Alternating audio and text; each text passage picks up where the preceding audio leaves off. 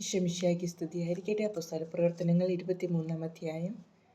ആലോചനാ സംഘത്തിനു മുമ്പിൽ പൗലോസ് സംഘത്തെ സൂക്ഷിച്ചു നോക്കിക്കൊണ്ട് പറഞ്ഞു, സഹോദരന്മാരെ, ഇന്നേ വരെ ദൈവത്തിൻ്റെ മുമ്പിൽ നല്ല മനസാക്ഷിയോടെയാണ് ഞാൻ ജീവിച്ചത്. പ്രധാന പുരോഹിതനായ അനനിയാസ് തൻ്റെ അടുത്ത് നിന്നവരോട് അവൻ്റെ മുഖത്തടിക്കാൻ ആജ്ഞാപിച്ചു. അപ്പോൾ പൗലോസ് അവനോട് പറഞ്ഞു, വെള്ളപൂശിയ മതിലേ, ദൈവം നിന്നെ പ്രഹരിക്കാനിരിക്കുന്നു. എന്നെ നിയമാനുസൃതം വിധിക്കുവാനാണ് നീ ഇവിടെ ഇരിക്കുന്നത്. എന്നിട്ടും നിയമവിരുദ്ധമായി പ്രഹരിക്കാൻ നീ കൽപ്പിക്കുന്നുവോ?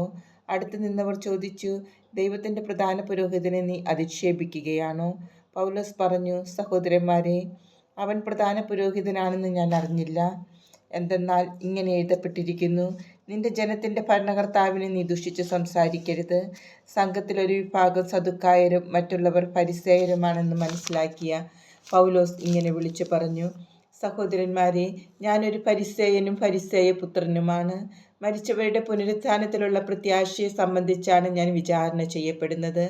അവൻ ഇത് പറഞ്ഞപ്പോൾ ഫരിസേയരും സദുക്കായരും തമ്മിൽ അഭിപ്രായ ഭിന്നതയുണ്ടാവുകയും അവിടെ കൂടിയിരുന്നവർ 2 പക്ഷമായി തിരിയുകയും ചെയ്തു.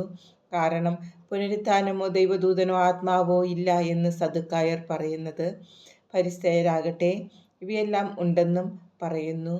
അവിടെ വലിയ ബഹളമുണ്ടായി. ഫരിസേയരിൽപ്പെട്ട ചില നിയമജ്ഞർ എഴുന്നേറ്റ് ഇങ്ങനെ വാദിച്ചു, ഈ മനുഷ്യന് ഞങ്ങൾ ഒരു കുറ്റവും കാണുന്നില്ല. ഒരാത്മാവോ ദൂതനോ ഒരു പക്ഷേ അവനോട് സംസാരിച്ചിരിക്കാം. തർക്കം മൂർച്ഛിച്ചപ്പോൾ പൗലോസിനെ അവർ വലിച്ചു കീറുമോ എന്ന് തന്നെ സഹസ്രാധിപൻ ഭയപ്പെട്ടു. അതിനാൽ അവരുടെ മുമ്പിൽ നിന്ന് പൗലോസിനെ ബലമായി പിടിച്ച് പാളയത്തിലേക്ക് കൊണ്ടുപോകാൻ അവൻ ഭടന്മാരോട് കൽപ്പിച്ചു. അടുത്ത രാത്രി കർത്താവ് അവന് പ്രത്യക്ഷപ്പെട്ട് പറഞ്ഞു, ധൈര്യമായിരിക്കുക. ജെറുസലേമിൽ എന്നെക്കുറിച്ച് നീ സാക്ഷ്യം നൽകിയതുപോലെ തന്നെ റോമായിലും സാക്ഷ്യം നൽകേണ്ടിയിരിക്കുന്നു. യഹൂദരുടെ ഗൂഢാലോചന. പ്രഭാതമായപ്പോൾ യഹൂദർ ഗൂഢാലോചന നടത്തി. പൗലോസിനെ വധിക്കുന്നതുവരെ തങ്ങളൊന്നും തിന്നുകയും കുടിക്കുകയോ ചെയ്യുകയില്ലെന്ന് അവർ ശപഥം ചെയ്തു. 40-ലധികം പേർ ചേർന്നാണ് ഈ ഗൂഢാലോചന നടത്തിയത്. അവർ പുരോഹിത പ്രമുഖന്മാരെയും ജനപ്രമാണികളെയും സമീപിച്ച് പറഞ്ഞു, ഞങ്ങൾ പൗലോസിനെ കൊല്ലുന്നതുവരെ ഭക്ഷണം കഴിക്കുകയില്ലെന്ന് ശപഥം ചെയ്തിരിക്കുകയാണ്. അവനെ സംബന്ധിക്കുന്ന കാര്യങ്ങൾ കൂടുതൽ സൂക്ഷ്മമായി അന്വേഷിക്കുന്നതിനെന്ന ഭാവേന അവനെ നിങ്ങളുടെ അടുക്കൽ കൊണ്ടുവരാൻ നിങ്ങൾ സംഘം മുഴുവനും ഒന്നിച്ച് സഹസ്രാധിപനോട് ആവശ്യപ്പെടുവിൻ. ഇവിടെ എത്തുന്നതിന് മുമ്പ് തന്നെ അവനെ കൊല്ലാൻ ഞങ്ങൾ ഒരുങ്ങിയിരിക്കുകയാണ്. പൗലോസിൻ്റെ സഹോദരി പുത്രൻ ഈ ചതിയെപ്പറ്റി കേട്ടു. അവൻ പാളയത്തിൽ ചെന്ന് പൗലോസിനെ കണ്ട് വിവരം അറിയിച്ചു. പൗലോസ് ഒരു ശതാധിപനെ വിളിച്ചു പറഞ്ഞു, ഈ യുവാവിനെ സഹസ്രാധിപൻ്റെ അടുക്കൽ കൊണ്ടു ചെല്ലുക. അവന് എന്തോ പറയാനുണ്ട്. അതിനാൽ അവനെ സഹസ്രാധിപൻ്റെ മുമ്പിൽ കൊണ്ടുചെന്ന് ഇപ്രകാരം ബോധിപ്പിച്ചു. തടവുകാരനായ പൗലോസ് തന്നെ വിളിച്ച് ഈ ചെറുപ്പക്കാരനെ നിന്റെ അടുക്കൽ കൊണ്ടുവരാൻ ആവശ്യപ്പെട്ടു. അവനെന്തോ പറയാനുണ്ട് പോലും. സഹസ്രാധിപൻ അവനെ കൈക്ക് പിടിച്ച് മാറ്റി നിർത്തി രഹസ്യമായി ചോദിച്ചു, എന്താണ് നിനക്ക് പറയാനുള്ളത്?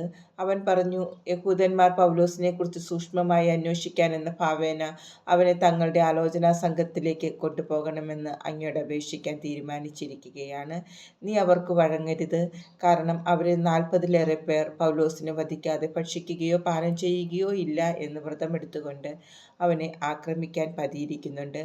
നിന്നിൽ നിന്ന് അനുവാദം ലഭിക്കുമെന്ന് പ്രതീക്ഷിച്ചുകൊണ്ട് അവർ ഒരുങ്ങിയിരിക്കുകയാണ്.